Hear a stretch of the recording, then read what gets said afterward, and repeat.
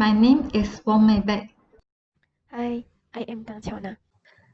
Today I would like to show you about the way we do the Fourier series using MATLAB for Lab 3.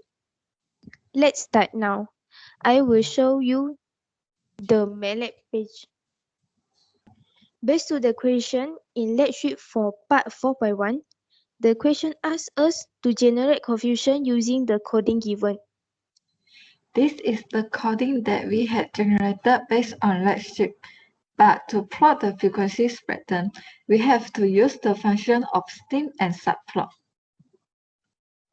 Yes, subplot is to put all the graph in one figure, and stem is used to plot graph in discrete pattern.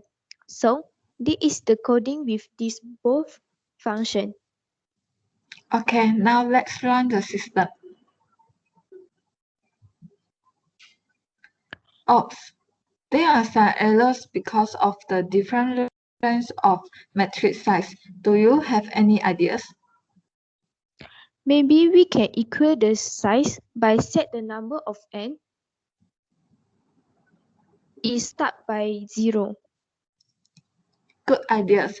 Now let's run the system again.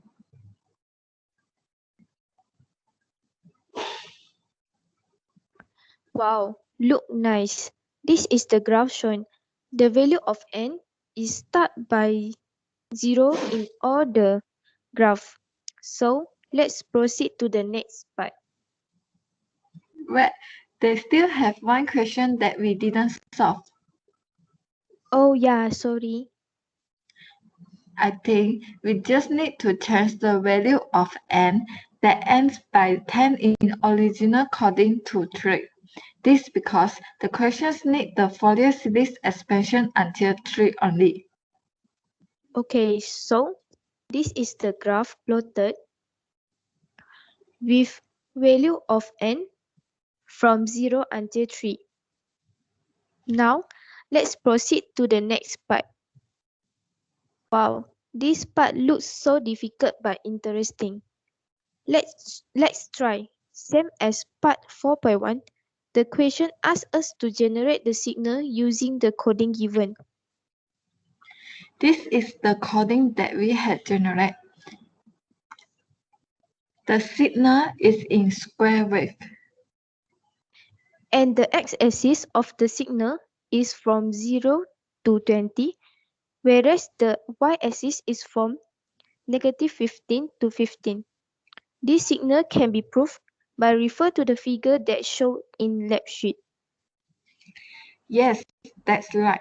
The graph is exactly the same with that figure for the positive side of x-axis. The next question asks us to generate the Gibbs phenomenon using the coding given. This is the coding that we have generated. But when we run the system, there are no any graph of Gibbs phenomenon that's shown. I think we have to combine this coding with the just now coding because of we want to generate the Gibbs phenomenon for just now signal. Yeah, I totally agree with you. So this is the latest coding. Don't forget to use the function of plot. Let me run first.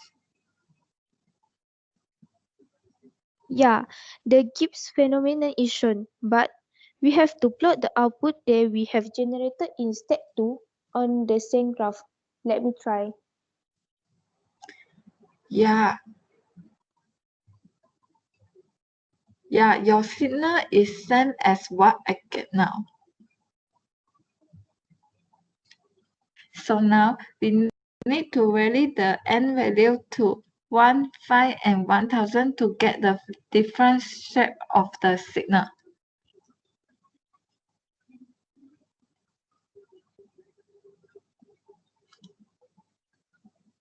Oh yes, the sine wave is shown when I change the value of n to 1.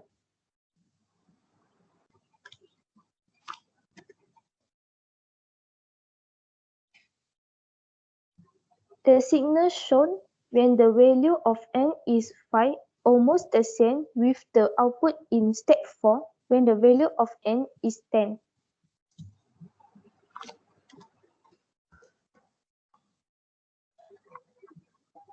I also got the square wave when the value of n is 1000. This is because as we add more and more forest components, the sum gets closer and closer to the square wave. That is all from us for Lab 3. Thank you. Thank you.